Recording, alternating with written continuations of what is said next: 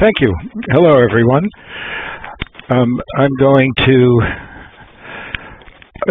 I want to start off with an overview, and I don't know what kind of exposure to other approaches to conflict and conflict resolution you've had, but many of the approaches that you run across treat conflict as a bad thing, something that should be minimized or avoided as much as possible. The stance that I have is somewhat different. It's built around an appreciation of conflict, a sense of the inevitability of conflict, a sense that conflict is a natural outgrowth of people working and living together, and that it's important to figure out ways to understand conflict, to appreciate it, and even to be able to use it for our purposes. So in the very first slide, we talk about some of the values of conflict.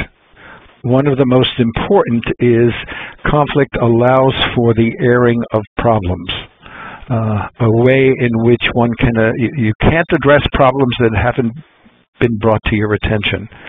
And conflict is one way in which problems come to your attention.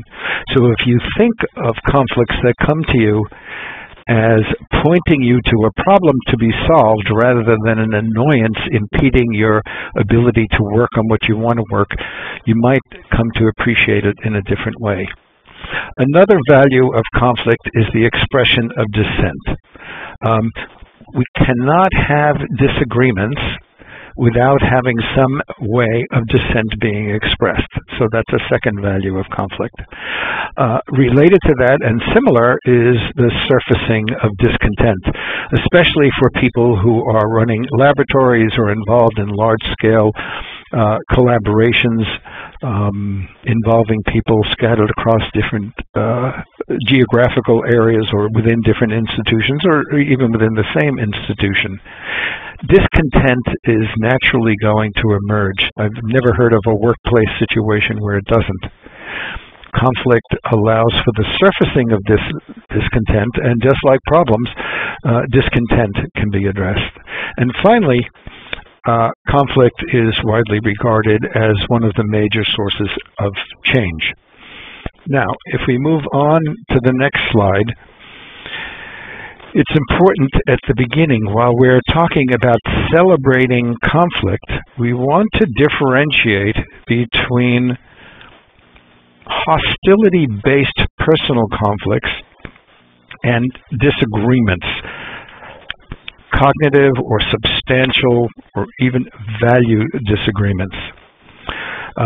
Especially in science, it makes no sense to aim for a conflict-free environment because you want to have an atmosphere in which people are free to disagree with one another about substantive issues. You want to be able to foster problem-focused discussion. You can't have problem-focused discussion without eliciting disagreement. You want to be testing ideas and testing assumptions. To do that, you need to foster an environment in which disagreement can be open and direct and not personal.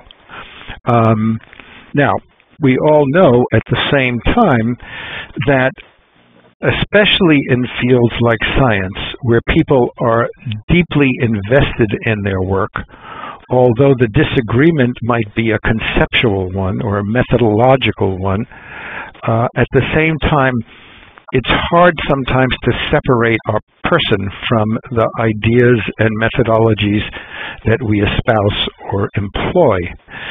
So we need to think about how we can enable disagreement while containing or controlling personal conflict. Now, I'm not naive enough, and I've been connected to the world of science enough to know that it's really not a realistic goal to think of eliminating or even completely containing personal conflict. Scientists are interesting in one way in that, on the one hand, they're very competitive which naturally orients them towards a certain kind of conflict. And on the other hand, they are conflict avoidant. We'll come back to talking about that in a little while. And finally, as we've said already, the focus of disagreement is meant to be on intellectual and scientific ideas. So when we're talking about managing conflict, we're talking about creating this atmosphere in which intellectual and scientific ideas can be discussed, and which there can be differences. There's no other way. I mean, science is